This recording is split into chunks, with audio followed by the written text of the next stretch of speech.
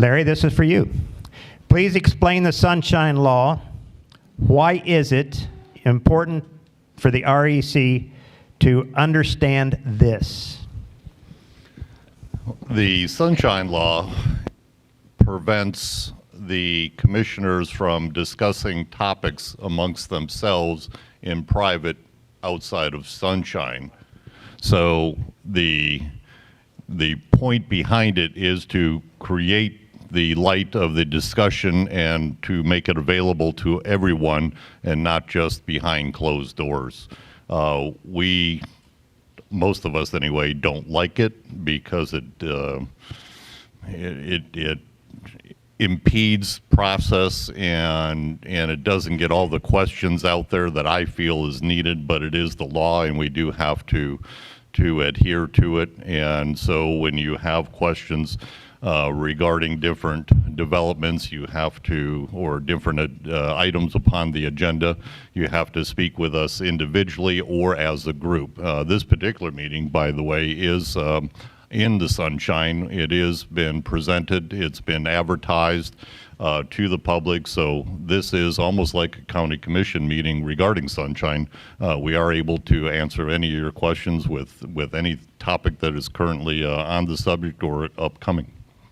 And the next one will go to Aaron. Can you give an update on future infrastructure plans, especially what might be related to roads and bridges? Geez, I feel like this is a good Kathy question. She's the expert on roads and bridges. But I know I'm part of the TPO board this year, which is brand new to me, so I'm learning that roads cost a lot of money. I kind of figured coming into this, but it takes a lot of time and a lot of money to have the funding to be able to make these roads happen. What I've learned is that we have city roads, we have county roads, we have state roads. So things that we think that should be done a lot quicker haven't necessarily panned out to be that way. As far as the roads and bridges, I know we have the bridges in the process going over to North Beach.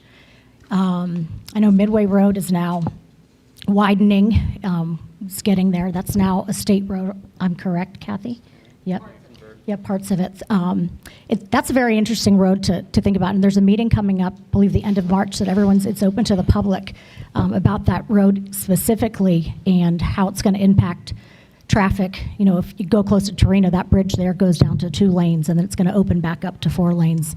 So there are a lot of questions in the community about that. So there's going to be a public meeting. I think we have it posted on the county website as well. There's going to be a Zoom meeting and an in-person meeting, I believe, at IRSC.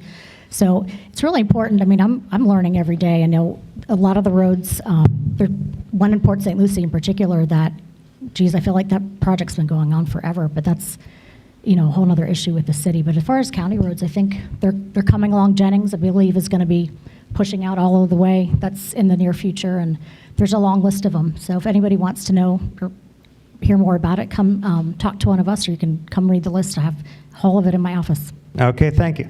And we will ask them to stick around after the meeting for a little while to answer your questions if you got something you might want to ask them. The next question is, well, it's a statement for thank you for coming and leading the county. How are we truly addressing the shortage of physicians and medical services in our own backyard? And that goes to James Clasby. How are we addressing the shortage of medical people? Well, we have one right there. Dr. Raj, I don't know that that's the county's role to address how many physicians we have. We need to create an environment where physician offices can thrive. We need to make sure that there is enough inventory for physicians' offices. I don't know that that's an appropriate role of the county to incentivize physicians to come here.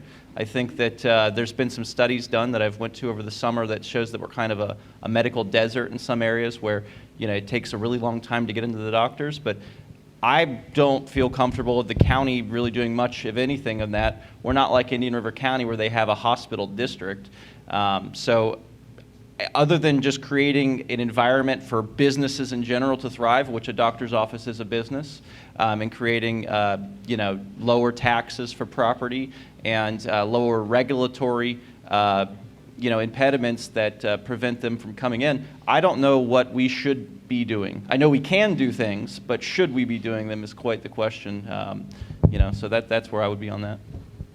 Okay, thank you. And the next question goes to Jamie. There is an abortion clinic in Fort Pierce that's directly across the street from a school. The owners have been charged with criminal records and a doctor who has had lawsuits filed against him. How can an abortion clinic like this remain open? That's an excellent question. It's not within the purview of the Board of County Commissioners. So I know it's been there since I was a teenager, and actually there was a documentary about it. It's called, I think, 13th in Delaware. 12th in Delaware, thank you. It's actually a really great documentary because you've got the abortion clinic there, and then on the other corner you have a clinic that is the exact opposite. So again, similar to the other question, it's not really anything under the purview of the Board of County Commissioners. So do we know where we would direct the people who might want to oppose it? Who should they go talk to? Probably the Department of Business and Professional Regulation, DBPR. Okay. And the next one goes to Kathy. What can be done to reduce the cost of homeowner property taxes and home insurance? So insurance is a state level. However, I can tell you that this week alone, the Board of County Commissioners had FEMA in to talk about the flood zones and the flood elevations and the floodplains to change your rating. So when you do homeowners insurance, it's based upon our fire department, and what the fire department is can lower your cost as the fire part of that. And then the FEMA and flood. And so this board took an action this week on an informal meeting, of course. You talked about sunshine earlier, it's our informal, where we are going to try to change the grade of what we currently have so that in doing so, it will lower your insurance premiums because it's going to be a higher score, which then benefits you as a homeowner for insurance. So at a local level, that's what we can do. We can work with FEMA to try to lower the rates. But as far as the rates itself and the insurance thing itself, it's all stems from Tallahassee. It's up to your elected House and senators, and they're the ones that have to make this happen. So as far as that goes, I would encourage you to reach out to your state representatives and have that conversation with them. I will tell you that they are working on that. It is something that is in session. It's something they're taking for serious because they know that a lot of us here in Florida, even us that were born and raised here our whole lives, we're all at risk of losing our homes because our home insurance is even more than what our mortgages are today. So it's serious, and they are taking it serious up there in Tallahassee. And I do believe that they are making and they're chipping away. And I do think that next year when insurance comes around, you will probably most likely be seeing a reduced rate between what the county's doing with the floodplain and with what they're going to do in Tallahassee. I do think you'll see a reduction in something that you will notice. I don't think it's going to be pennies. I think you're going to see a true reduction. The other part of that question was about taxes. So there are a lot of ways that you can lower your taxes, but I want to point out first by saying everybody wants to say that we're the highest in the state of Florida out of all 67 counties, and we are. We are the highest in the state of Florida. But if you look at your total bill, and if you live in a CDD, a community district, we have no say-so over that. So your CDD, just removing that from your tax bill alone, we would not be the highest in the state. But more importantly, I think it's for you to understand that St. Lucie County was the first county in the state of Florida to put together a fire district. That district's made up of 2 commissioners, 2 city commissioners of Fort Pierce, 2 city commissioners of Port St. Lucie, and an at-large member. And they serve on that board, and they set a millage rate. And when they first formed that board, within the first 4 years, they maxed out that millage rate to as high as you can go. So if you were to go down and if you were to reduce the rate at the fire district, or if you were to remove the fire district altogether, again, we would not be the highest in the state. The other thing is our school board. Our school board is, for the first time in a long time, there are no D schools in St. Lucie County. We just had an update on that.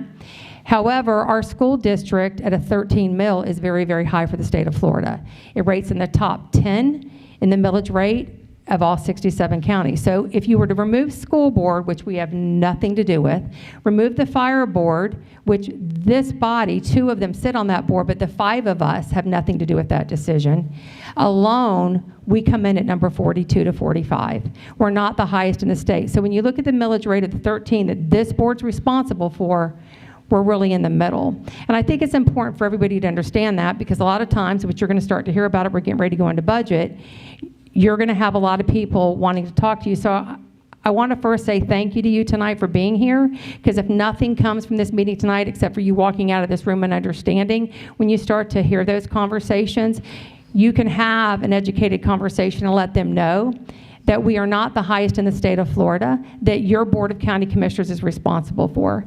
And so it's important for you to understand that we do have 2 new commissioners sitting up here that are going to understand that, as well as Commissioner Fowler and Commissioner Lee that have already, I'm sure, realized that. And it's overwhelming your first year coming in, and as you get into this seat and you're here longer and longer, you begin to understand things. So again, I think it's important for you to understand we're not the highest millage rate that this board regulates as responsible for. And lowering that, it would be about $5 million to lower the millage rate for you to be able to see a difference of a couple $100. However, with our budget being what it is, there are still ways to lower the budget. And I think that in the last 5 years, the focus of the board was to try to lower the millage rate over that 5 years. And we did that. So we're going to be having a new strategic plan moving into the next 5 years. And are there ways to cut the budget? There is. I can talk about this because, as Larry stated earlier, generally we can't really talk about this, and because this is something we're going to be voting on, but because there's a recording secretary in the room this evening, and this is actually a Board of County Commissioners meeting going on right here currently tonight in front of you live. So when we get into the budget and we start looking at the budget, we're very top heavy. We're very top heavy with administration. We're top heavy, I believe, with our aides. And I don't want to say that and everybody take offense to that, but there are ways that I can just blink my eye and tell you where we could take $1 million off our budget. And so it's going to be an interesting conversation between the 5 of us. And we are one-on-one with administration coming into it. So is the budget going to be lowered? I can't tell you that it's going to be, also because we have a new sheriff. We don't know what the sheriff's going to come in at. With some of the situation that's happened from the prior sheriffs of what he's going to have to deal with, we don't know what that's going to be yet.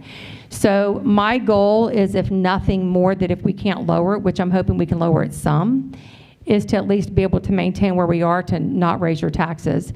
And I can state, because I've been here long enough to say to you, I will not be raising your taxes this year. If we do not have the money, then we will be cutting services, because I will not vote. I have never voted since I've sat in this seat to be a commissioner to raise your taxes. And there was 1 year I was the only lone vote that said no. So the other 4, I don't know what they're going to do. I mean, if they want to talk about that, that's fine. But it is going to be a challenging year. If there's any realtors in the room, you know what our real estate market's currently doing. We're hoping that we will have a 5% increase this year.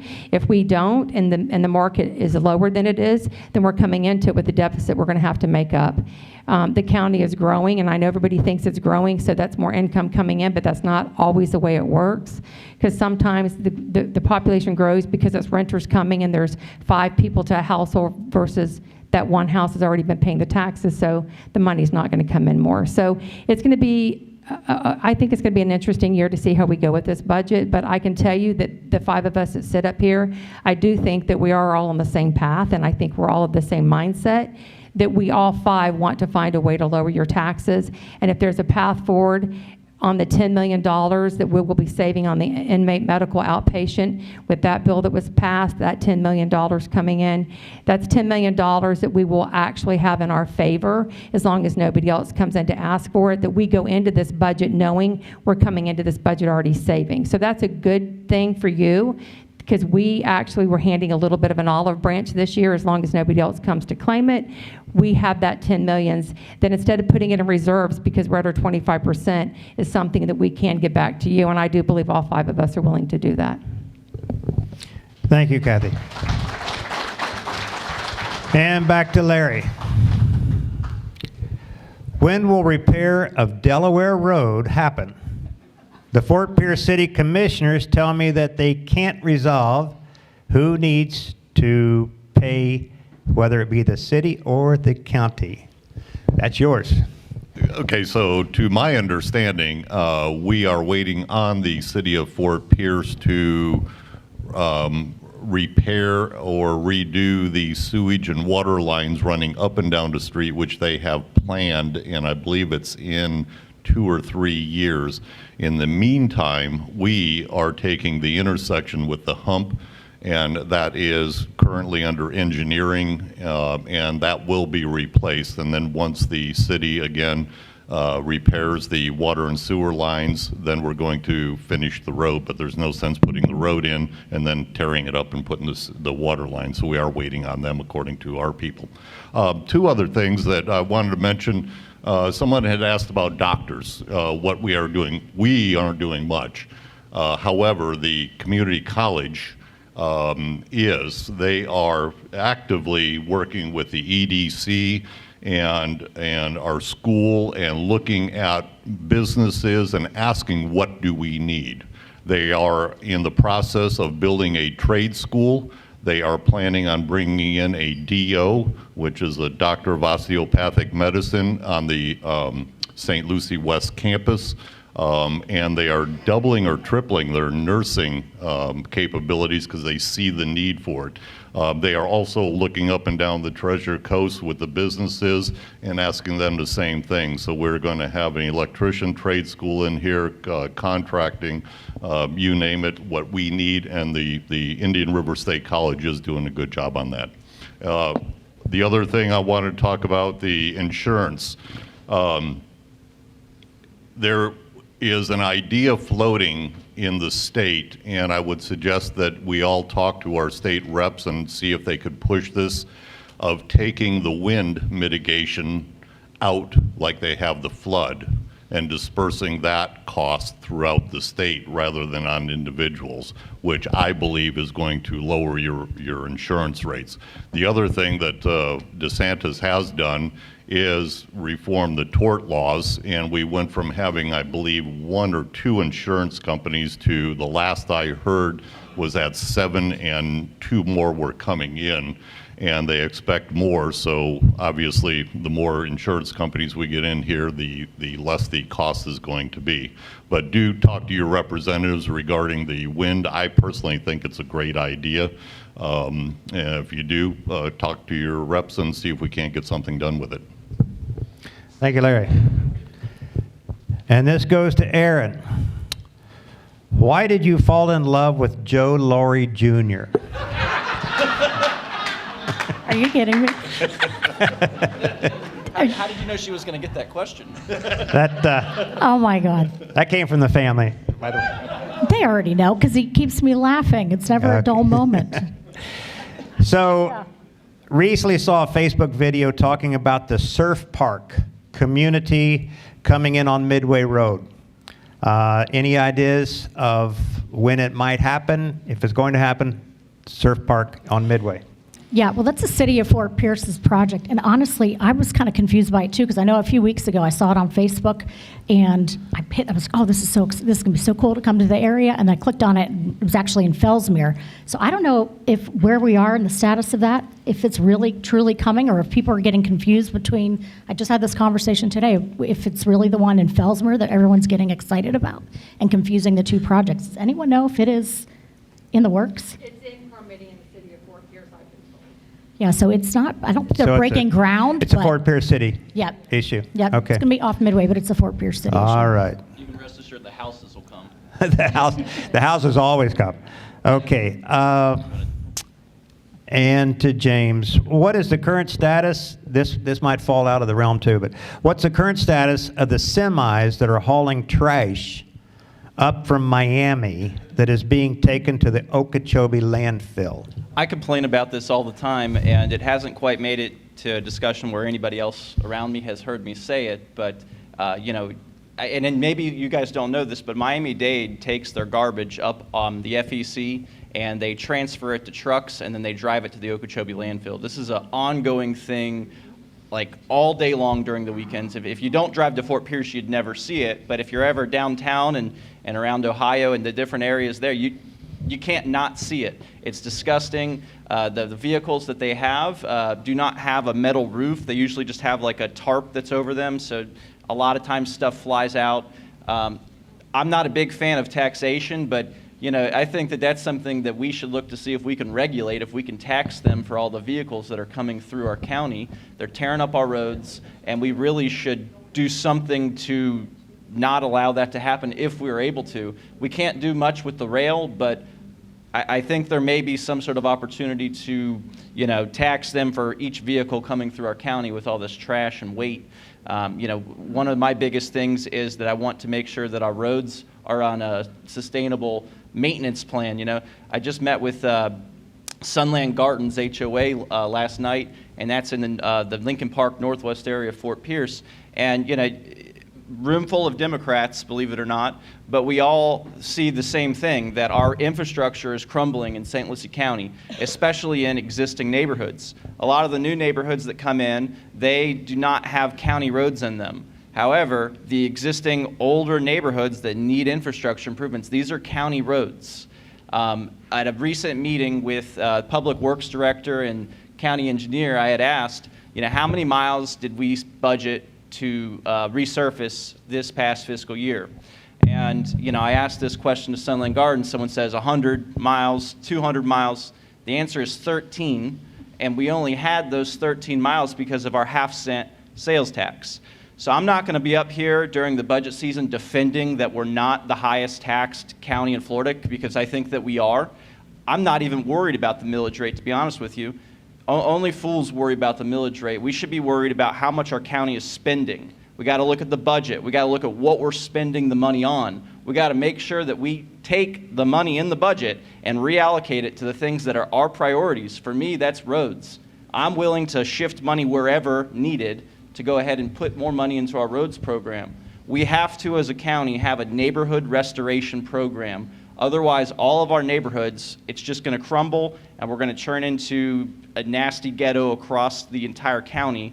If we can't do the most basic functions of county government, and that is infrastructure, I don't know why we're going off into the realms of homeless shelters and all these other aspirational things. Are they good? Yes. Can we do them? I don't know. And some people might say that it's state law, but the way we're going about doing it, we're spending millions and millions of dollars. There are cheaper ways to accomplish the state law. And, I'm going to have difference of opinion with the board, but, these are my opinions. And I think the Republican, what does it mean to be a Republican and a county commissioner? I think that means that you need to be doing the basics the right way for the best possible cost while looking to make the government more efficient. And it doesn't even have to get to the extent of Doge. There are things that, as a former county employee, I can tell you there's practices that's at the end of the fiscal year where you have to spend the money or you don't get it rebudgeted next year. We need to take a tighter look at what exactly we're spending money on at the end of the fiscal years and try to put that into the next year's budget so we don't have to tax the people. And I'm really honest with you, I forgot what your question is at this point. But Then that's the end of the answer. yeah, then. there we go.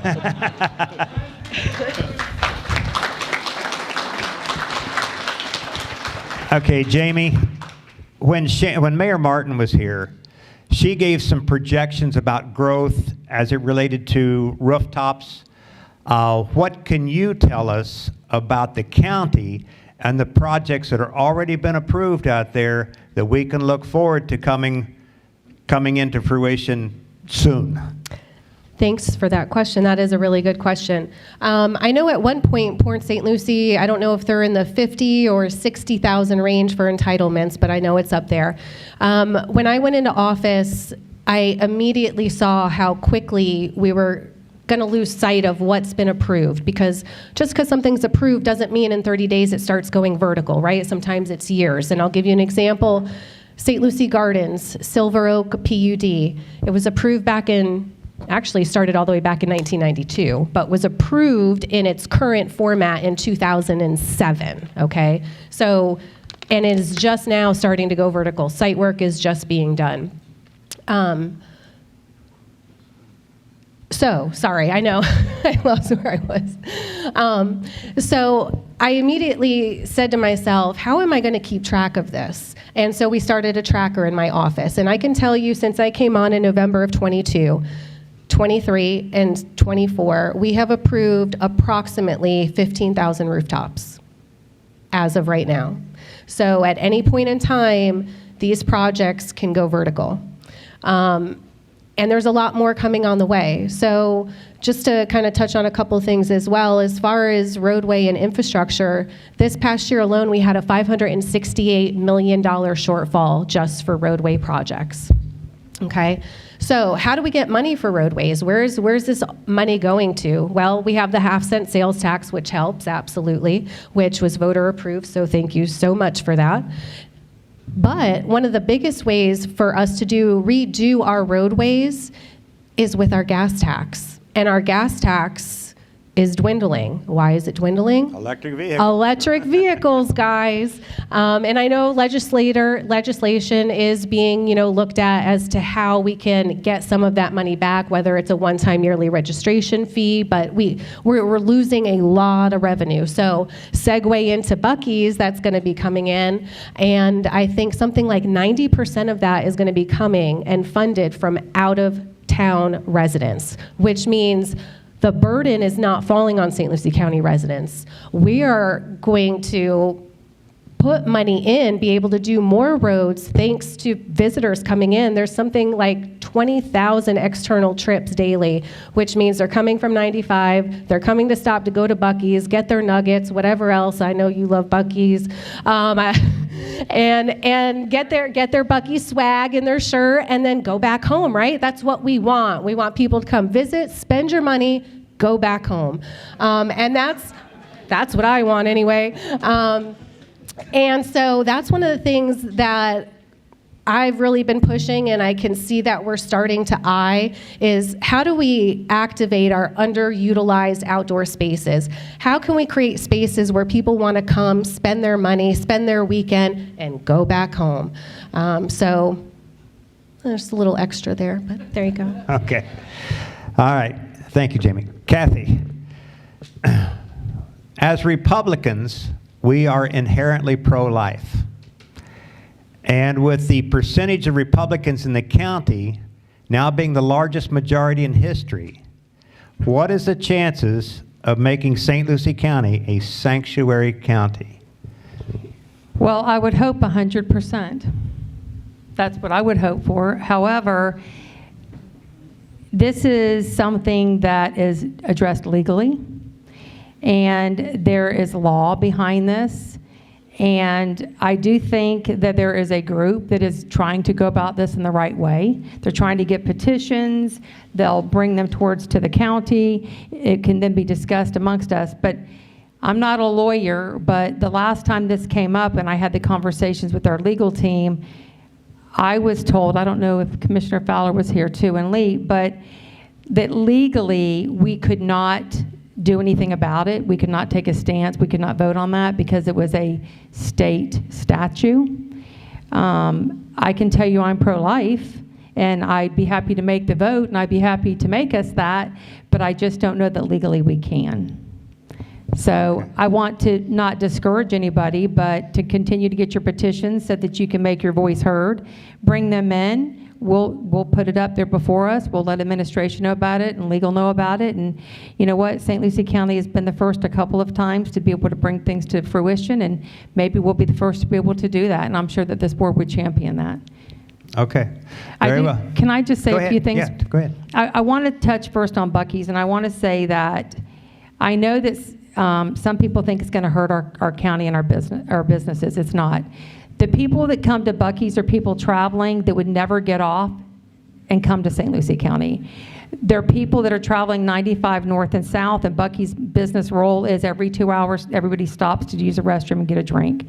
So they're going to get off, and they're going to get what they've got to get, and they're going to get back on. Buc-ee's alone will be equivalent to the gas tax that currently today all of our gas stations in St. Lucie County bring in. So it's going to double our gas tax.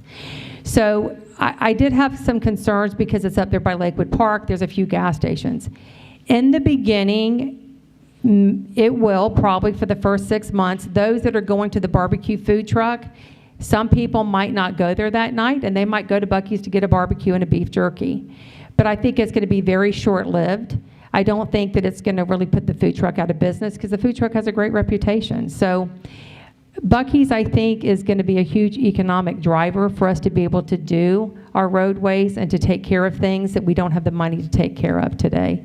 The other thing I wanted to point out on Larry's thing is Delaware is done by 3 of us. It's done by the city, DOT, and the county. Same as Midway Road. And so Kings Highway is another one that I'm sure you're all discouraged about. It's funded partially through DOT, another part of it's funded through us, and another part's funded. So it's difficult. I don't know why. I mean, we do, it's government. Why can't they all get the funding, all get together at the same time and do the road at one time? They can't do that. It has to be drawn out over a period of 10 years because DOT is going to do their section, which then chokes up traffic, right? Think about Angle Road and Kings Highway. So currently, Kings Highway has been done except for the portion right there at Angle Road that's being choked up, but we're getting ready to do that. That is ours. We're in the process of getting right-of-way. We still have a homeowner that is disputing this, and unfortunately, eminent domain is in place. And so once that's done, it will then free up that area. So our roadways are really, really difficult for a lot of people to understand because a lot of the roads are not just maintained by St. Lucie County. They're maintained by sometimes us and DOT, sometimes us, the city and DOT. And so it's a little confusing. And we do have a site, St. Lucie County website, that you can go into it and you can go into the road department and it will identify if it's our road and what section of that road is ours. And then the last thing I want to say is as far as the taxes, you know, we all know that the governor is trying to implement, and I believe our property appraiser was here this evening. Is Michelle still here? She might be able to talk more about this, but you know, he's trying to pass law that you're not going to pay taxes on your property taxes. And so that goes away. That's another whole conversation, right? So I think that this session, there's going to be a lot of interesting things that you're going to come up about with the property taxes and insurance. Okay. I tell you, folks, in 2024, history was made not only nationally when Donald Trump became only the 2nd president to ever serve 2 terms that were not consecutive. Grover Cleveland, President Donald J. Trump. History was made then. History was made in St. Lucie County when the voters of this county gave us an all-Republican county commission.